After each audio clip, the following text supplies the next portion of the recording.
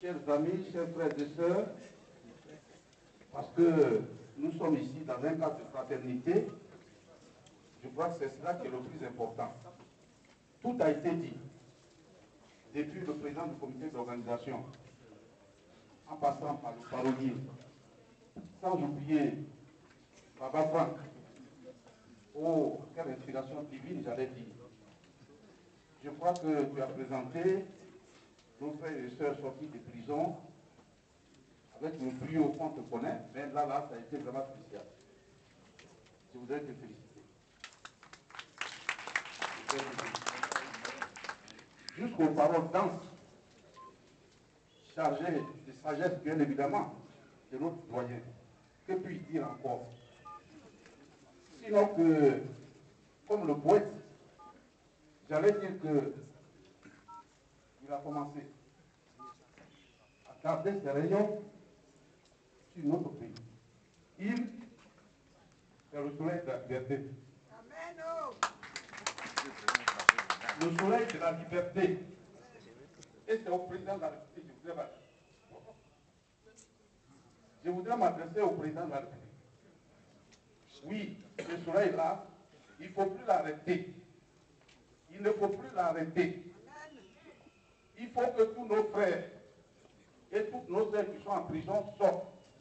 À commencer par le plus unique d'entre eux, son frère Laurent Gbagbo. Laurent Gbagbo n'a pas sa place là-bas. Où il est là, c'est pas sa place. C'est pas sa place. Gbagbo, parce qu'il aime son pays, son cœur brûle. Mon pays. Il n'a pas un seul mot de haine. Le discours de la haine et de la rancune ne connaît pas. Comment va le pays? C'est le seul mot qu'il a dans la bouche. Il faut qu'il vienne pour que notre pays, la Côte d'Ivoire, terre d'espérance, nous puissions la construire par la foi nouvelle. C'est ça que je vous ai dit. Partout où nous sommes passés, ce sont les autres qui ont pitié de nous à notre place. Ça n'est pas normal.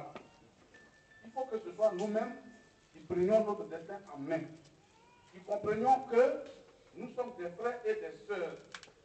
Et nous ne devons pas nous regarder en chair de faïence. Le temps de la respiration est passé. C'est pour cela, sous le contrôle du doyen d'Aguier, je voudrais dire ici de façon solennelle qu'il faut que la Côte d'Ivoire avance. Le Front populaire ivoirien et l'opposition, partout on nous demande d'entrer dans le jeu politique. Nous n'avons jamais dit qu'on ne rentre pas dans le jeu politique. On va rentrer dans le jeu politique. Mais il faut que ce soit un jeu clair. Dans les jours et les semaines à venir, nous allons écrire au président Alassane Ouattara pour dire que le temps est venu qu'il s'asseye avec son opposition pour discuter en responsable, de manière franche, pour qu'on définisse les règles du jeu.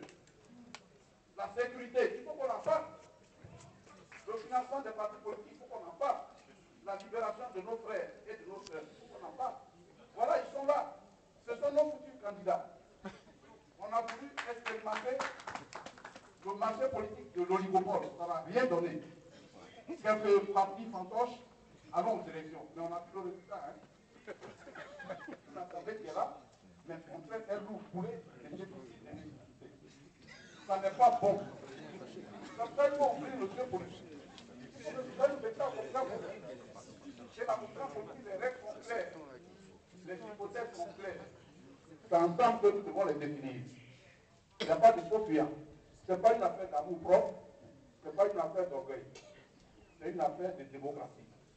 Et cette démocratie, comme le dit Laurent Gbagbo, c'est une voie de passage obligée pour nos États. Nous l'avons dit partout, ce n'est pas un phénomène de mode. Vous dites je suis démocrate, alors que dans les faits, on est un dictateur. Non, nous n'en voulons pas. Ce sera franchement, il faut que nous discutions pour que celui qui va gagner puisse gouverner à l'aise. Ça, c'est ce cri que nous voulons lancer. Donc nous allons écrire, parce que l'histoire retiendra que oui, le Front populaire a écrit, nous dit oui, il veut participer au jeu politique, mais il souhaite que nous nous asseyions pour définir les règles du jeu. faut qu'on définisse les règles de manière claire et consensuelle. Sinon, les pressions inutiles, oh, c'est les candidatures qu'on arrête pour les mairies, pour les élections, ça vous servir. Quand on voit ça.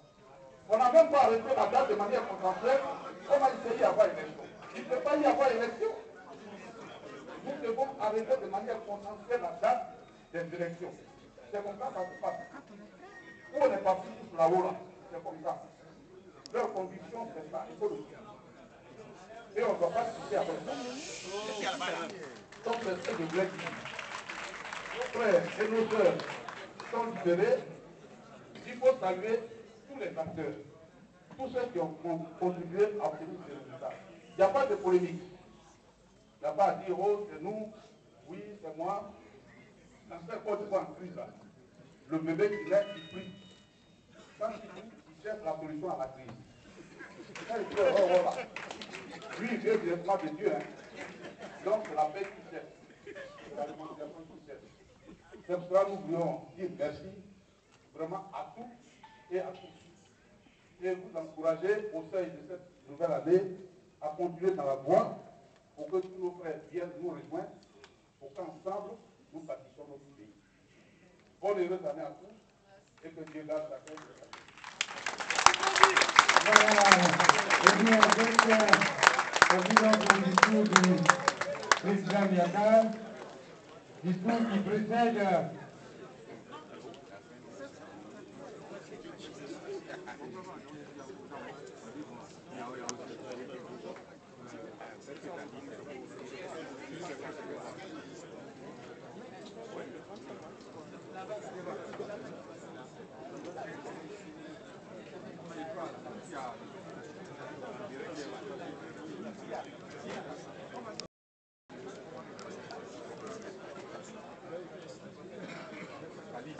bien.